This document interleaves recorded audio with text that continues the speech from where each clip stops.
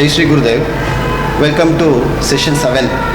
So ನಿಮಗೆ ಗೊತ್ತಿರೋ ಹಾಗೆ ನಾವು ಅಕೌಂಟೆನ್ಸಿ ಕ್ಲಾಸಸ್ ಸಿನ್ಸ್ 6 ಸೆಷನ್ಸಿಂದ ಮಾಡ್ತಾಯಿದ್ದೀವಿ. ಲಾಸ್ಟ್ ಸೆಷನ್ ಸ್ವಲ್ಪ ಡಿಫ್ರೆಂಟ್ ಆಗಿತ್ತು. ಸೊ ಪ್ರತಿಯೊಬ್ಬರು ನೋಡಿದ್ರೆ ಅಂದ್ಕೊತೀನಿ. ಸೊ ಇವತ್ತು ಸೆಷನ್ 7ನಲ್ಲಿ ನಾವು ಇಂಟ್ರೆಸ್ಟ್ ಆನ್ ಡ್ರಾಯಿಂಗ್ಸ್ನ ಅವರೇಜ್ ಪೀರಿಯಡ್ ಮೆಥಡ್ ಯೂಸ್ ಮಾಡಿ ಯಾವ ಥರ ಕ್ಯಾಲ್ಕುಲೇಟ್ ಮಾಡೋದನ್ನು ಅದ್ರ ಬಗ್ಗೆ ಡಿಸ್ಕಸ್ ಮಾಡೋಣ. Okay, so interest on drawings calculate ಮಾಡೋಕ್ಕೆ ದೆರ್ ಆರ್ 3 ಮೆಥಡ್ಸ್ ಇತ್ತು. ಅದು ಇನಿಷಿಯಲ್ ಕ್ಲಾಸಸ್ಸಿಂದ ಹೇಳ್ಕೊಬರ್ತಿದ್ದೀವಿ. ಆ್ಯಂಡ್ ದೆನ್ ಇದು 6 ಮಾರ್ಕ್ಸ್ಗೆ ಬರೋಂಥ question. So simple method, product method and then average period method. ಈ ಅವರೇಜ್ ಪೀರಿಯಡ್ ಮೆಥಡನ್ನು ನಾವು ಶಾರ್ಟ್ಕಟ್ ಮೆಥಡ್ ಅಂತಲೂ ಕರಿತೀವಿ. ಆಯಿತಾ? ಈಗ ಈ ಮೆಥಡ್ಸ್ಗಳನ್ನ ನಾವು ಸಿಚುಯೇಷನ್ ಬೇಸ್ಡ್ ಮೇಲೆ ನಾವು ಅಪ್ಲೈ ಮಾಡ್ತಾ ಹೋಗ್ತೀವಿ. ಇಲಸ್ಟ್ರೇಷನ್ಸ್ ಅಥವಾ ಸಿಚುಯೇಷನ್ ಬೇಸ್ಡ್ ಮೇಲೆ ನಾವು ಈ ಫಾರ್ಮುಲಾಸ್ಗಳನ್ನ ಅಪ್ಲೈ ಮಾಡ್ತಾ ಹೋಗ್ತೀವಿ. ಓಕೆ, ಎಲ್ಲ ಮೆಥಡು ಎಲ್ಲ ಟೈಮಲ್ಲೂ ಅಪ್ಲೈ ಆಗೋಕ್ಕಾಗಲ್ಲ. ಸೊ ಆದ್ದರಿಂದ ಈ ಅವರೇಜ್ ಪೀರಿಯಡ್ ಮೆಥಡು ಯಾವಾಗ ಅಪ್ಲೈ ಆಗುತ್ತೆ ಅನ್ನೋದ್ರ ಬಗ್ಗೆ ಡಿಸ್ಕಸ್ ಮಾಡಿ ಫಾರ್ಮುಲಾ ಡಿಸ್ಕಸ್ ಮಾಡಾದ್ಮೇಲೆ ಫಾರ್ಮುಲಾ ಯಾವ ಥರ ಡಿರೈವ್ ಮಾಡಿದ್ದಾರೆ ಫಾರ್ಮುಲಾ ಅನ್ನೋದ್ರ ಬಗ್ಗೆ ಡಿಸ್ಕಸ್ ಮಾಡೋಣ ಇವತ್ತಿನ ಕ್ಲಾಸ್ನಲ್ಲಿ. ಓಕೆ, ಸೊ ನೀವು ಪ್ರಾಡಕ್ಟ್ ಮೆಥಡ್ ಸೆಷನ್ 6ಅಲ್ಲಿ ನೀವು ಪ್ರಾಡಕ್ಟ್ ಮೆಥಡನ್ನು ಯಾವ ಟೈಮಲ್ಲಿ ಪ್ರಾಡಕ್ಟ್ ಮೆಥಡ್ ಬರುತ್ತೆ ಅನ್ನೋದ್ರ ಬಗ್ಗೆ ನಾವು ಹೇಳಿದ್ದೀವಿ. ಯಾವಾಗ ಅಂತ ಹೇಳಿದ್ರೆ, ಈ ಪಾರ್ಟ್ನರ್ಸು ಫರ್ಮಿಂದ ಕ್ಯಾಶ್ನ ವಿತ್ಡ್ರಾ ಮಾಡಬೇಕಾದ್ರೆ ಅವ್ರೇನು ಮಾಡ್ತಾರೆ, ಒಂದು ಟೈಮಲ್ಲಿ ಒಂದು ಅಮೌಂಟ್, ಇನ್ನೊಂದು ಟೈಮಲ್ಲಿ ಇನ್ನೊಂದು amount. So there are no definite amount. ಯಾವಾಗ ಪಾರ್ಟ್ನರ್ಸ್ ಫರ್ಮಿಂದ ತನ್ನ ಪರ್ಸ್ನಲ್ ಯೂಸ್ಗೆ ಕ್ಯಾಶನ್ನು ವಿತ್ಡ್ರಾ ಮಾಡ್ತಾರೆ, ಅದು ಯಾವಾಗಲೂ ವೇರಿ ಆಗ್ತಾ ಹೋಗುತ್ತೆ. ಅಂಥ ಸಿಚುವೇಷನಲ್ಲಿ ನಾವು ಪ್ರಾಡಕ್ಟ್ ಮೆಥಡ್ನ ಅಪ್ಲೈ ಮಾಡ್ತೀವಿ ಅಥವಾ ಸಿಂಪಲ್ ಮೆಥಡ್ನ ಅಪ್ಲೈ ಮಾಡ್ತೀವಿ, right? So average period method ಹಾಗಲ್ಲ. So amounts every time amounts variation ಇದ್ದಾಗ ನಮಗೆ ಅವರೇಜ್ ಪೀರಿಯಡ್ ಮೆಥಡ್ ಅಪ್ಲೈ ಮಾಡೋಕ್ಕಾಗಲ್ಲ. ಹಾಗಾದರೆ ಅವರೇಜ್ ಪೀರಿಯಡ್ ಮೆಥಡ್ ಯಾವಾಗ ಅಪ್ಲೈ ಮಾಡ್ಬೋದು ಅನ್ನೋದ್ರ ಬಗ್ಗೆ ಡಿಸ್ಕಸ್ ಮಾಡಿ. ಸೊ ಅವರೇಜ್ ಪೀರಿಯಡ್ ಮೆಥಡನ್ನು ನಾವು ಫಿಕ್ಸ್ಡ್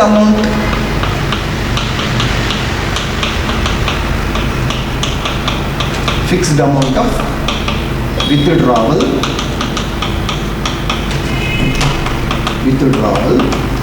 of drawings. ನೋಡಿ, ಈ ಅವರೇಜ್ ಪೀರಿಯಡ್ ಮೆಥಡ್ ಯಾವಾಗ ನಮಗೆ ಅಪ್ಲೈ ಮಾಡಬೇಕು ಅಂತ ಹೇಳಿದ್ರೆ, any partners the firm he withdraws a fixed amount of money from the firm for his personal use. ಆಯಿತಾ? ಅಂದರೆ ಅದರ ಅರ್ಥ ಓನರ್ಸು ಫರ್ಮಿಂದ ಫಿಕ್ಸ್ಡ್ ಅಮೌಂಟ್ ಅಂದರೆ ಇವತ್ತು 1,000 ಡ್ರಾ ಮಾಡಿದ್ರೆ ನೆಕ್ಸ್ಟು ಒಂದೇ ಸಲ ಡ್ರಾ ಮಾಡ್ತಾನೆ, ಥರ್ಡ್ ಟೈಮ್ ಒಂದೇ ಸಲ ಡ್ರಾ ಮಾಡ್ತಾನೆ. ಅಂದರೆ 1,000 ಡ್ರಾ ಮಾಡಿದ್ರೆ ಹೋಲ್ ಇಯರ್ 1,000 ಡ್ರಾ ಮಾಡ್ತಾನೆ. 2,000 ಡ್ರಾ ಮಾಡಿದ್ರೆ ಬಿಗಿನಿಂಗಲ್ಲಿ ಹೋಲ್ ಇಯರ್ 2,000 ಡ್ರಾ ಮಾಡ್ತಾನೆ.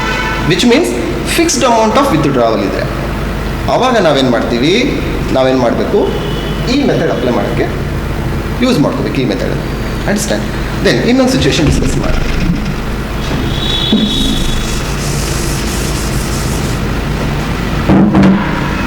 ಸೊ ಅವರೇಜ್ ಪೀರಿಯಡ್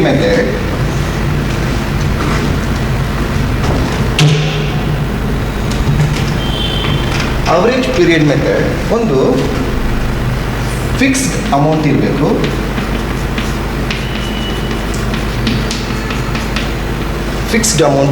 ಇನ್ನೊಂದು ಕಂಟಿನ್ಯೂಸ್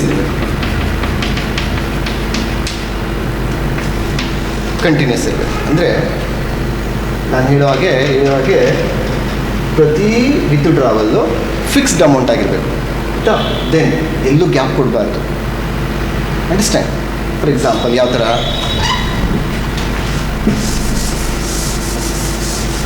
ಫಾರ್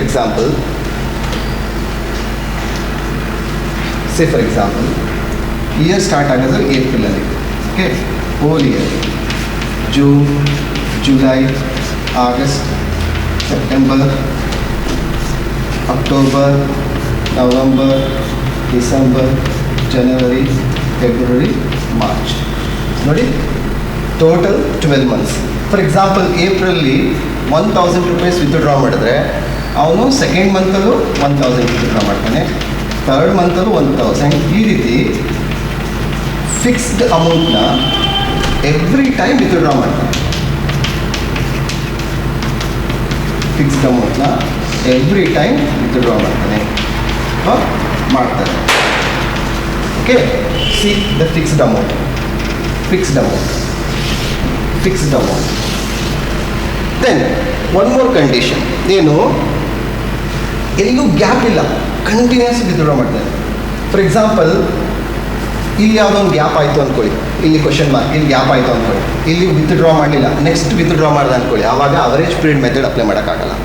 ಅವಾಗ ನಾವು ಯಾವ ಮೆಥಡ್ ಅಪ್ಲೈ ಮಾಡ್ಕೋಬೋದು, ಪ್ರಾಡಕ್ಟ್ ಮೆಥಡ್ ಅಥವಾ ಸಿಂಪಲ್ ಮೆಥಡ್ ಅಪ್ಲೈ ಮಾಡ್ಕೋಬೋದು. ನೋಡಿ, ಪ್ರಾಡಕ್ಟ್ ಮೆಥಡ್, ಸಿಂಪಲ್ ಮೆಥಡ್ ಎಂಥ ಸಿಚುವೇಷನಲ್ಲಿ ಬೇಕಾದ್ರೂ ಅಪ್ಲೈ ಮಾಡ್ಬೋದು, ಯಾವ ಸಿಚುವೇಷನ್ ಬೇಕಾದ್ರೂ ಅಪ್ಲೈ ಮಾಡ್ಕೋಬೋದು. ಬಟ್ ಅವರೇಜ್ ಪೀರಿಯಡ್ ಮೆಥಡ್ಗೆ 2 ಕಂಡೀಷನ್ ಇದೆ. ಏನು ಅಂತಂದರೆ, fixed amount of withdrawal in the each month, in every month, and the withdrawal must be continuous. These are 2 conditions which must be followed in order to apply the average period method ಅಥವಾ shortcut method. Okay, then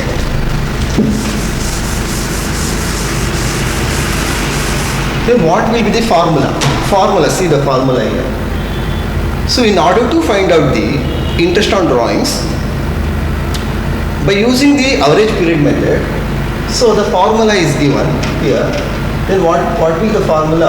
Interest equals total drawings into rate into average period in months divided by 12. ನೋಡಿ ಇಲ್ಲಿ, interest equals interest on drawing, total drawings, interest equals total drawings into rate into average period in months divided by 12. ಈಗ ನೀವು average period in months ಇದೆಯಲ್ಲ, ಇದನ್ನು ಮತ್ತೆ ಕ್ಲಾಸ್ಗೆ calculate ಮಾಡಬೇಕು, average period in ಮಂತ್ಸ್ನ. Then average period in months ಅಂದರೆ ಏನು? ಅಗೇನ್ ದ ಸೆಕೆಂಡ್ ಕಂಡೀಷನ್ ಅಥವಾ ಸೆಕೆಂಡ್ ಫಾರ್ಮುಲಾ ಅವರೇಜ್ ಪೀರಿಯಡ್ ಕಂಡಿದ್ದಕ್ಕೆ, average period equals longest period plus shortest period divided by 2. Okay, these 2 formulas you should kept in mind. So then let us illustrate with an example about the formula. ಈ ಫಾರ್ಮುಲಾನ ಒಂದು example ಸಮೇತ ಇಲ್ಲಸ್ಟ್ರೇಟ್ ಮಾಡೋಣ. Okay, ಇಲ್ಲಿ again fixed amount withdraw ಮಾಡ್ತಾನೆ 1, continuous withdraw ಮಾಡ್ತಾನೆ 2. ಈಗ withdrawal ಮಾಡಬೇಕಾದ್ರೆ beginning of each month withdraw ಮಾಡಿದ್ರೆ ಯಾವ ಥರ average period, middle of each month ಮಾಡಿದ್ರೆ ಅವರೇಜ್ ಪೀರಿಯಡ್ ಎಷ್ಟು, ಅಥವಾ ಎಂಡ್ ಆಫ್ ಈಚ್ ಪೀರಿಯಡ್ ಮಾಡಿದ್ರೆ ಅವರೇಜ್ ಪೀರಿಯಡ್ ಎಷ್ಟು ಅನ್ನೋದನ್ನು ಇವತ್ತಿನ ಕ್ಲಾಸಲ್ಲಿ ಡಿಸ್ಕಸ್ ಮಾಡಿ. ಓಕೆ, ಸೇ ಫಾರ್ ಎಕ್ಸಾಂಪಲ್, ಈಗ interest equals total drawings into rate into average period in months divide by 12 is the formula. Then we are focusing only on the average period in months. Average period in months calculate ಮಾಡೋದಕ್ಕೆ ಈಗ ನಮಗೆ 3 situation ಇದೆ. So let us discuss situation number 1. What is the average period formula? Average period equals longest period plus shortest period divided by 2. Okay, then assume financial year starts from April. Okay, April ಇಂದ ಮಾರ್ಚ್ಗೆ ಅನ್ಕೊಳ್ಳಿ.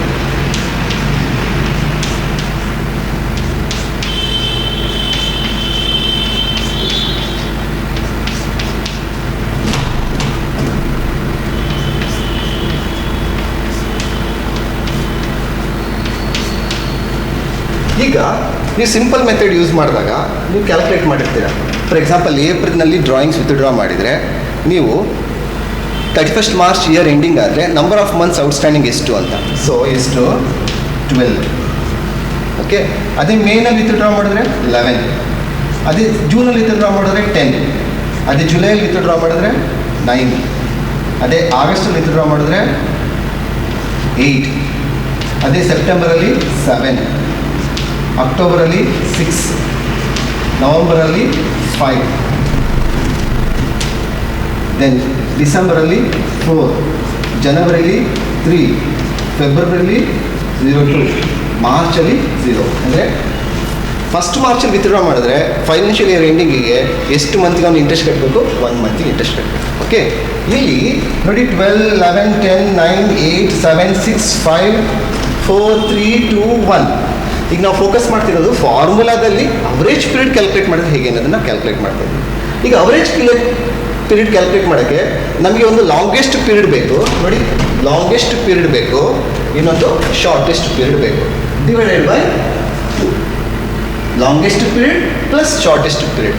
Long ಅಂದರೆ ತುಂಬ number of months ಜಾಸ್ತಿ ಅಂತ, shortest ಅಂದರೆ number of months ಕಮ್ಮಿ. ಈ ಒಂದು ಫಾರ್ಮುಲಾ, ಈ ಒಂದು ಎಕ್ಸ್ಪ್ರೆಷನಲ್ಲಿ 12 months is the longest month. Longest month to longest period. And 1 month is the shortest month. So ಈಗ ನೋಡಿ, in case ನಾವು partners beginning of each month withdraw ಮಾಡಿದ್ರೆ ಆವಾಗ ಲಾಂಗೆಸ್ಟ್ ಮಂತ್ 12 ಬರುತ್ತೆ, ಶಾರ್ಟೆಸ್ಟ್ ಮಂತ್ 1 ಬರುತ್ತೆ. ಅದನ್ನು ಫಾರ್ಮುಲಾಗೆ ಅಪ್ಲೈ ಮಾಡಿ. So average period equals longest period is 12 plus shortest period is 1 divided by 2. So then the answer is 13 divided by 2. So final answer is 6.5 months is the average. ಇವತ್ತಿನ ಕ್ಲಾಸಲ್ಲಿ ನಾವು illustrations workout ಮಾಡೋದು ಬೇಡ. First ನಾವು average ಪೀರಿಯಡ್ನ 3 different ಸಿಚುವೇಷನ್ಸಲ್ಲಿ ಯಾವ ಥರ ನಾವು discuss ಮಾಡಬೇಕು ಅದ್ರ ಬಗ್ಗೆ ಡಿಸ್ಕಸ್. ಓಕೆ, ಫಸ್ಟ್ ಸಿಚುವೇಷನ್ ಗೊತ್ತಾಯಿತು. Next second situation, say for example middle of the month ಅಂದರೆ 15 ಏಪ್ರಿಲ್, 15 ಜೂನ್, 15 ಜುಲೈ, 15 8, 15 ನೋಡಿ. ಮಂತಲ್ಲಿ ಮಿಡಲ್ ಯಾವುದು? 15ನೇ ತಾರೀಕು. ಮಂತಲ್ಲಿ ಮಿಡಲ್ ಯಾವುದು? 15ನೇ ತಾರೀಕು.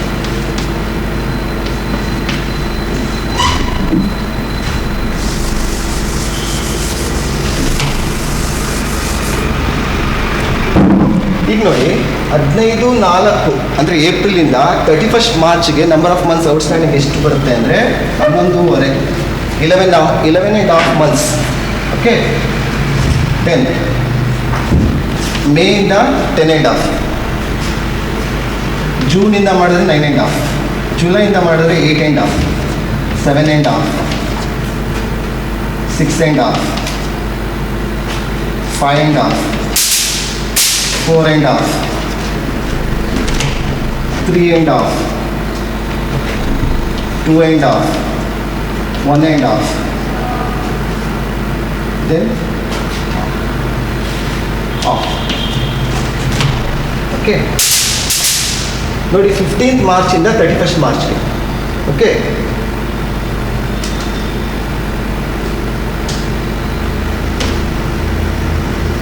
ಆಫ್. ಈಗ ಇಲ್ಲಿ ಈ ಸಿಚುವೇಶನ್ 2ನಲ್ಲಿ ಲಾಂಗೆಸ್ಟ್ ಪೀರಿಯಡ್ ಈಸ್ 11.5 ಮಂತ್, 11.5 ತಿಂಗಳು longest period. Shortest period is half month. So ಇದನ್ನು ಅವರೇಜ್ ಪೀರಿಯಡ್ ಕಂಡಿಡಿಯೋಕ್ಕೆ ಏನು ಫಾರ್ಮುಲಾ ಕೊಟ್ಟಿದ್ದು ಅದು ಅಪ್ಲೈ ಮಾಡಿ ನೋಡಿ. Longest period is 11.5 month plus shortest is 12 divided by 2. ಎಷ್ಟು ಬರುತ್ತೆ? 12 ಡಿವೈಡೆಡ್ ಬೈ 2, 6 ಮಂತ್ಸ್ ಬರುತ್ತೆ. ಸೊ ಸಿಚುವೇಶನ್ ಸೆಕೆಂಡ್ನಲ್ಲಿ ನಿಮ್ಗೆ ಆನ್ಸರ್ ಎಷ್ಟು ಬಂತು? 6 ಮಂತ್ಸ್ ಬಂತು ಅವರೇಜ್ ಪೀರಿಯಡ್. ಆಯಿತಾ? ಇದು second situation. Next third situation ನೋಡಿ. Third situation end of the month ಬಂದರೆ ಹೇಗೆ?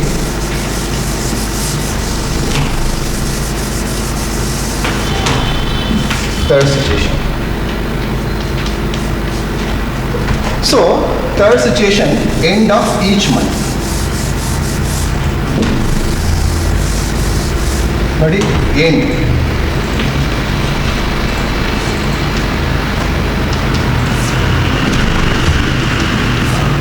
ಎಂಡ್ ಅಂದರೆ ಪ್ರತಿ ತಿಂಗಳು ಎಂಡ್ ಆಗೋದು 30ನೇ ತಾರೀಕು, ಕೆಲವೊಂದು ತಿಂಗಳಲ್ಲಿ 31 ಎಂಡ್ ಆಗುತ್ತೆ. ಫೆಬ್ರವರಿ ಮಂತ್ ಏನು ಮಾಡುತ್ತೆ, ಕೆಲವು ಟೈಮ್ 29 ಇರುತ್ತೆ, ಕೆಲವು ಟೈಮ್ 28 ಇರುತ್ತೆ. ಆಯಿತಾ? ಅದಕ್ಕೆ ನಮ್ಮ ಎಲ್ಲದಕ್ಕೂ ಬರೆಯೋಕ್ಕೆ ಹೋಗಿಲ್ಲ, ಎಂಡ್ ಅಂತ ಬರ್ತೀನಿ. ಎಂಡ್ ಅಂದರೆ ಎಂಡ್ ಆಫ್ ಈಚ್ ಮಂತ್ ಅಂತ. ಈಗ ಫಾರ್ ಎಕ್ಸಾಂಪಲ್ ಏಪ್ರಿಲ್ ಎಂಡಲ್ಲಿ ವಿತ್ಡ್ರಾ ಮಾಡಿದರೆ the number of months outstanding ನಾವು ಹೆಂಗೆ ಕಂಡುಹಿಡಬೇಕು? ಏಪ್ರಿಲಿಂದ 31st March. Okay, so April to 31st March ಏನಾಗ್ತಿತ್ತು ಅಂದರೆ ದ ನಂಬರ್ ಆಫ್ ಮಂತ್ಸ್ ಔಟ್ಸ್ಟ್ಯಾಂಡಿಂಗ್ 11 ಆಗ್ತಿತ್ತು. ಇದು ಮೇನಲ್ಲಿ ವಿತ್ಡ್ರಾ ಮಾಡಿದ್ರೆ 10, 9, 8, 7, 6, 5, 4, 3, 2, 1, 0. ಓಕೆ, ಇಲ್ಲಿ ಲಾಂಗೆಸ್ಟ್ ಪೀರಿಯಡ್ ಯಾವುದು? 11 month is the longest time, 0 is the shortest time. Okay, so ಈ ಸ್ಟ್ಯಾಟಿಸ್ಟಿಕ್ಸನ್ನು ಫಾರ್ಮುಲಾಗೆ ಅಪ್ಲೈ ಮಾಡಿ. Okay, see longest period is 11 month plus 0, shortest time 0 divide by 2 ಅಂದರೆ 11/2 ಬರುತ್ತೆ. So final answer 5/2 month, 5.5 month. Understand? So situation 1, situation 2, situation 3ನಲ್ಲಿ average period ಏನಾಗ್ತಾ ಹೋಗ್ತಿದೆ, changes ಆಗ್ತಾ ಹೋಗ್ತಿದೆ because of the pattern of withdrawal of cash from the owner for his personal use. Understand? ಈಗ case 1ನಲ್ಲಿ outstanding average period 6.5 months ಇತ್ತು, case 2ನಲ್ಲಿ 6 months ಇತ್ತು, ಕೇಸ್ 3ನಲ್ಲಿ 5.5 months ಇತ್ತು. So this the most important part. Formula apply ಮಾಡಿ, statistics ಇರುತ್ತೆ, rate ಕೊಟ್ಟಿರ್ತಾರೆ, ಟೋಟಲ್ ಡ್ರಾಯಿಂಗ್ಸು ಲೆಕ್ಕದಲ್ಲಿರುತ್ತೆ, ಆದರೆ average period in months calculate ಮಾಡೋದು it's a most important thing. Understand? So ಇವತ್ತಿನ ಕ್ಲಾಸಲ್ಲಿ ನಾವು ಅವರೇಜ್ ಪೀರಿಯಡ್ ಮೆಥಡು ಯಾವಾಗ ಯೂಸ್ ಮಾಡ್ತೀವಿ, ಅದ್ರ ಫಾರ್ಮುಲಾ ಏನು, ಆಯಿತಾ, ಜೊತೆಗೆ ಈ ಫಾರ್ಮುಲಾದಲ್ಲಿ ಅವರೇಜ್ ಪೀರಿಯಡ್ ಇನ್ ಮಂತ್ಸ್ ಹೆಂಗೆ ಕ್ಯಾಲ್ಕುಲೇಟ್ ಮಾಡೋದು ಅದನ್ನು 3 ಸಿಚುವೇಷನಲ್ಲಿ ನಾವು ಬೇಸಾಗಿ ಇಟ್ಕೊಂಡು ಎಕ್ಸ್ಪ್ಲೇಷನ್ ಕೊಟ್ಟಿದ್ದೀವಿ. ಓಕೆ, ಸೊ ಏನೇ ಕಮೆಂಟ್ಸ್ ಇದ್ದರೂ ನೀವು ಯೂಟ್ಯೂಬ್ ಕಮೆಂಟ್ ಸೆಕ್ಷನಲ್ಲಿ ನೀವು ಅದನ್ನು ಫೋಕಸ್ ಡಿಸ್ಕ್ಲೋಸ್ ಮಾಡ್ಬೋದು. Thank you for watching this session.